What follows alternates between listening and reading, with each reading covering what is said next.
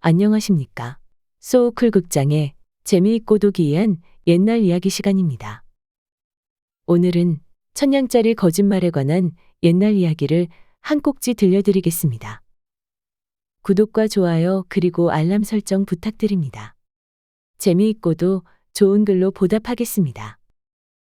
옛날 한 양반이 있었는데 약관이 나이에 등재하여 백성들 등만 치다가 나중에는 정승벼슬까지 했다. 돈도 많이 벌었고 벼슬살이도 할 만큼하니 지겨워져서 은퇴하였는데 여생을 어떻게 하면 재밌게 보낼까 하고 궁리하였다. 궁리 끝에 생각한 것이 옛날 이야기나 들으며 보내자는 것이었다. 그래서 거짓말 3마디를 하면 은자로 돈 1000냥을 상금으로 준다고 방문을 내걸었다. 물론 돈 줄 생각은 전혀 없었다. 재미삼아 엉뚱한 이야기나 듣다가 돈을 줄 수밖에 없는 상황이 되면 포도청에 잡아다가 치도곤을 놓을 작정이었다. 죄목이야 무엇이 됐던 그때그때 만들어내기만 하면 될 테니 잿간 놈들이 어떻게 할 텐가? 걱정할 필요가 없었다. 그때는 조선시대라 1000냥 부자는 하늘이 낸다고 하던 그런 시절이었다. 거짓말 3마디만 하면 돈 1000냥을 준다는 방문이 나붙자 팔도강산에서 이야기 깨나 한다는 사람들이 물밀듯이 모여들어 거짓말을 풀어내는데 그야말로 가관이었다. 이때 벽촌에서 머슴살이 하던 어떤 총각이 이 소문을 들었다. 총각은 그 소문을 듣자 내가 가서 탐관오리로 소문난 그 늙은이를 골려주고 오겠다. 고 말하면서 떠날 채비를 했다. 지게다리를 두드리며 한양으로 올라간 총각은 묻고 또 물어서 마침내 정승의 집을 찾았다.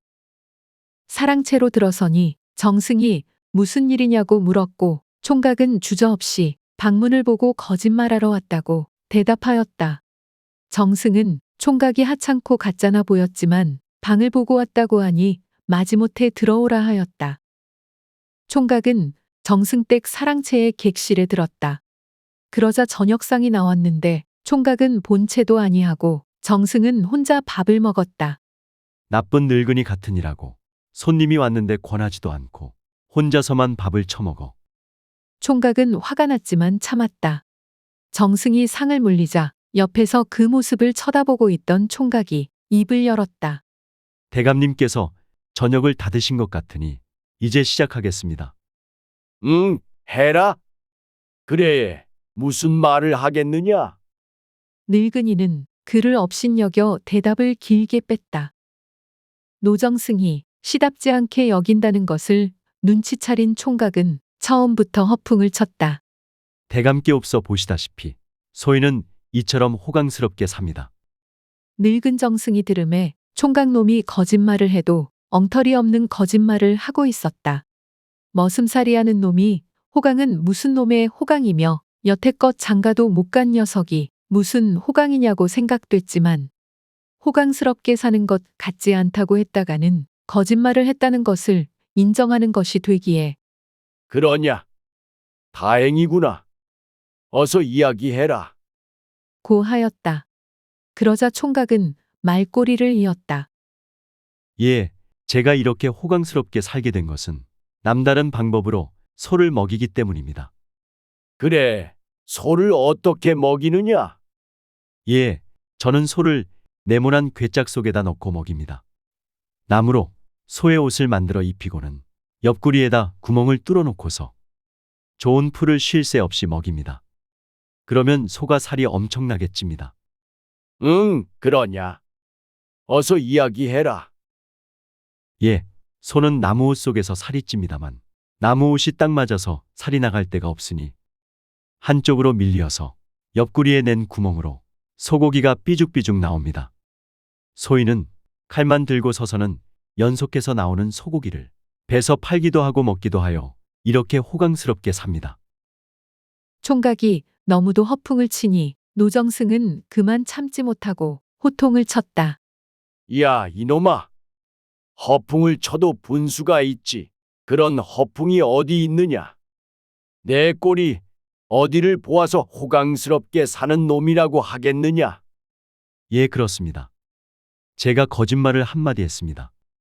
라고 하며 총각은 시침을 뚝 뗐다. 그러고 보니 대감은 총각이 거짓말했다는 것을 인정한 것이어서 기분이 무척 안 좋았다. 첫 이야기는 총각놈의 허풍에 속아서 할 수 없이 거짓말이라는 것을 인정했지만 이제부터는 무슨 이야기를 하든지 간에 그런 일이 있다고 할 작정이었다. 총각이 헤헤거렸다. 그럼 소인이 이야기를 시작해도 되겠습니까?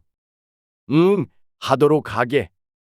대감께서 아시다시피 소인이 어릴 때 글을 잘 읽지 않았습니까? 정승이 들으니 놈의 말은 시작부터 거짓말이었다. 하늘 천자 하나도 알 것 같지 않은데 글을 잘 읽었다고 하니 거짓말인 것이 확실하지만 그런 것 같지 않다고 해서는 또 거짓말이라는 것을 승인하는 것이 되기에 할 수 없이 끙끙거리면서 어서 이야기하게. 하고 언성을 높였다. 예, 게다가 소생이 대감에게서 글을 배우지 않았습니까? 그때 소생이 글을 어찌나 잘 읽었던지 대감께서 소생의 머리를 슬슬 쓰다듬어 주시면서 너 글을 참 잘 읽는구나 내가 크면 내 셋째 딸을 주마. 라고 하시지 않았습니까? 소생이 이제는 글도 다 읽고 이처럼 장성했으니 약속대로 따님을 주시지요. 라고 하였다. 대감에게는 과연 어린 딸이 있었고 지금은 아리따운 처녀가 되어서 명문가에서 사윗감을 구하는 중이었다. 그런데 이 총각놈이 애지중지하는 딸을 달라고 하니 노엽기 짝이 없었다. 그렇기는 하지만 일은 또 난감하게 되었다. 그런 일이 없다고 하면 거짓말이라는 것을 인정하는 것이 되고 또한 그런 일이 있다고 하면 딸을 그놈에게 줘야 했다. 그러다 속에서 불이 나서 야, 이놈아. 내가 언제 그런 말을 했느냐? 라고 하였다. 그러자 그 총각은 얼른 받아서 예, 그럼. 소인이 거짓말 두 마디를 했습니다. 라고 하였다. 정승은 또 인정 안 할 수 없었다. 거짓말이라는 것을 두 번이나 인정하고 나니 정승은 안달복달하게 되었다. 이제는 한 번밖에 기회가 없는데 이번부터는 무슨 말을 하든지 간에 그런 일이 있었네. 라고 대답할 심산을 단단히 하였다. 총각은 대감이 안다라는 기색을 눈치챘지만 시치미를 뚝 떼고 말했다. 그럼 소인이 이야기를 또 하겠습니다. 응, 하게. 소인이 젊었을 때 황하장사를 하지 않았겠습니까? 대감이 들으니 또 거짓말이었다. 이제 20살 남짓된 놈이 젊고 늙을 것이 어디 있는가? 그렇기는 하지만 허풍이라고 할 수 없어서 응, 계속 이야기하게. 라고 하였다. 예, 소인이 짐을 지고 돌아다니다 충청도 땅 보은에 갔습니다. 그때 그곳에는 여러 길되는 벼락바위가 있었는데 그 바위 위에는 큰 대추나무가 주르르 서 있었습니다. 그 대추나무에는 대추가 조롱조롱 달려 있었지만 아무도 올라갈 수 없어서 따지 못하였습니다. 소인은 그 대추가 욕심났지만 날개가 없어 올라가지 못하여 이국리저국리 하던 끝에 고춧가루 세 가마니를 구에다가 벼락바위 틈에다 쏟아 넣었습니다. 그랬더니 바위가 메워서 재채기를 칵칵하는 바람에 대추나무가 떨면서 대추가 다 떨어졌습니다. 대감이 들어본즉 엄청난 거짓말이었지만 거짓말이라 하지 못하여 그래. 어서 이야기하게. 라고만 하였다. 예, 계속하겠습니다. 소인이 그 대추를 주우니 수십 오쟁이가 넉넉하게 되었습니다. 그 대추를 전부 한양으로 실어 올렸습지요. 마침 좋은 때를 만났는지 그때 한양에는 글쎄 나라님의 약에 쓸 대추조차 없었습니다. 그래서 대추 한 오쟁이에 천냥씩 했습니다. 기막힌 거짓말이었다. 아무리 대추값이 비싸다고 하더라도 한 오쟁이에 1000냥씩 할 리는 없는 일이었다. 그렇기는 하나 그런 일이 없다고 했다가는 거짓말 3마디를 승인하는 것으로 되니 그러면 돈 1000냥을 줘야 했다. 그러니 어쩌나 그런 일이 있었다고 할 수밖에 없었다. 그랬어. 그때 그런 일이 있었네. 나도 그때 대추를 그렇게 비싸게 주고 사다 쓴 일이 있었네. 라고 부언하였다. 예, 그때 대감께서 소인의 대추, 새 오쟁이를 외상으로 가져가신 일이 있지 않습니까? 이제 묵은 셈을 치르도록 하시지요. 라고 하고는 시치미를 뚝 뗐다. 대감은 이 말을 듣자 어찌했으면 좋을지 몰랐다. 그런 일이 있었다고 하기 위하여 자기도 그때 그렇게 비싼 대추를 사다 쓴 일이 있다고까지 말했는데, 그런 일이 있다고 하면 돈 3,000냥을 줘야 할 것이고, 그런 일이 없다고 하면 거짓말 3마디를 승인하는 것으로 되니, 그러면 돈 1,000냥을 주어야 했다. 그런데 갑자기 이런 미천하고 거지 같은 놈이 나를 가지고 논다고 생각하니 너무 화가 났다. 자기도 모르게 대감은 녹이 등등하여 이놈아, 내가 언제 내 대추를 외상으로 먹었느냐? 라고 고래고래 소리 질렀다. 그러자 총각은 예. 그러면 소인이 거짓말 3마디를 다 했습니다. 돈 1,000냥을 주시지요. 라고 태연하게 말했다. 대감은 직접 방을 냈고 또 내게 지기는 했지만 돈 1,000냥을 내놓을 생각이 전혀 없었다. 그래서 방문을 열고 눈짓으로 마당쇠를 불렀다. 이럴 때를 대비해 마련해 놓은 계책이 있었기 때문이다. 그러자 총각이 벌떡 일어서더니 한바탕 크게 웃고 나서는 다소 슬프고도 낮은 목소리로 일갈했다. 대감, 하인은 왜 부르시오? 왜 억지로 죄도 없는 나를 잡아서 포도청에 쳐넣으려고 그러시오? 대감, 나는 당신네같이 한 입으로 두말하지 않소. 또 불쌍한 백성을 쥐어짠 더러운 그 돈은 준대도 갖고 싶지도 않소. 오직 당신의 소행이 밉살스러워서 온 것이오. 젊었을 때는 그랬다 순쳐도 늙어서는 좀 사람답게 지내시오. 라고 하고는 지게 목발을 두드리면서 대문을 나갔다. 정승은 총각에게 오라를 지라고 급히 마당쇠에게 손짓했다.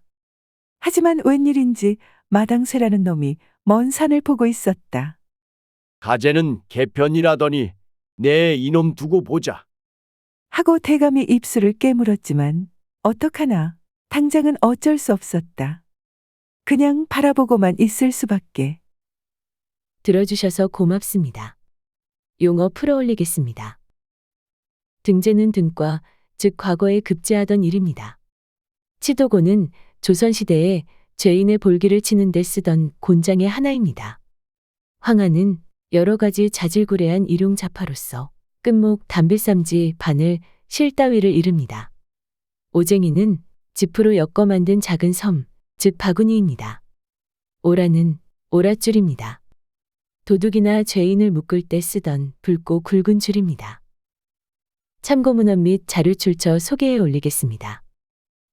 연변대학교 조선문학연구소의 김동훈, 허경진, 허위훈 교수가 주편한 정기룬 김내삼 채록 민담집이 모본입니다. 한국민족문화 대백과사전, 한국학중앙연구원, 국립중앙박물관 그리고 국립민속박물관의 기사와 사진을 빌렸습니다.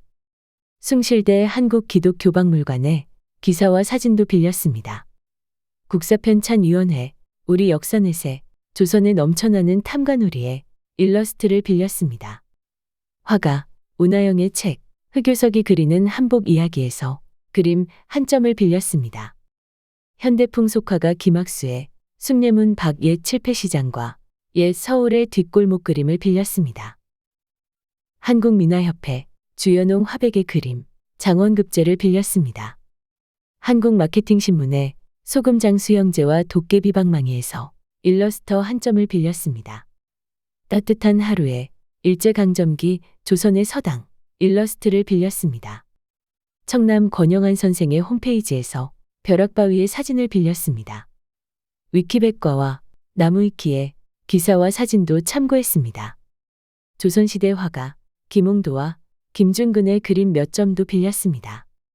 또 크라우드픽, 123RF, 픽사베이, 게티이미지뱅크, 픽스타 그리고 핀터레스트의 사진과 일러스트도 빌렸습니다. 소우쿨 극장은 일주일에 3번, 매주 화요일, 목요일 그리고 토요일 오전 11시 전후의 이야기를 올립니다. 고맙습니다. 다음에 만날 때까지 안녕히 계셔요.